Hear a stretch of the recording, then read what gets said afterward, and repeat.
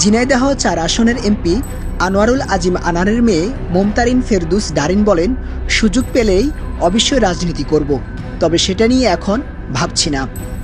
গত ২৪শে মে একটি প্রতিবেদনে ভারতীয় সংবাদ মাধ্যম জি২৪ ঘন্টা জানিয়েছে, বাবার মৃত্যুর পর সাংবাদিকদের সঙ্গে কথা প্রসঙ্গে ডারিন এ মন্তব্য করেছেন। এ সময় ডারিন বলেন, প্রধানমন্ত্রীর সঙ্গে কথা বলেছি, তিনি আমাকে আশ্বস্ত করেছেন বাবা হত্যার বিচার করবেন। তিনি আমার পাশে থেকে সব সহযোগিতা করে যাচ্ছেন। তিনি এখন আমার একমাত্র অভিভাবক। দিল্লি হাইকমিশনার সহ সবার সঙ্গে আমার কথা হচ্ছে। ওখানকার অনেক বড় বড় কর্মকর্তা আমাকে ফোন দিয়েছেন।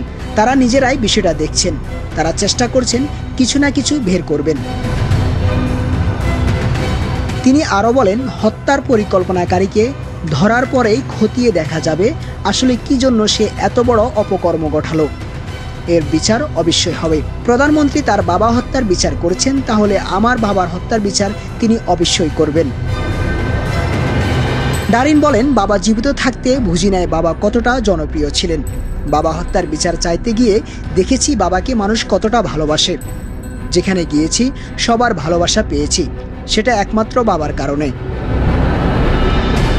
গত ১২ই মে চিকিৎসার জন্য কলকাতায় যান এমপি আনার। এরপর ১৬ই মে থেকে রহস্যজনকভাবে নিখোঁজ হন তিনি। পরে গত বুধবার কলকাতার একটি ফ্ল্যাটে তাকে হত্যার তথ্য জানায় ভারতীয় পুলিশ।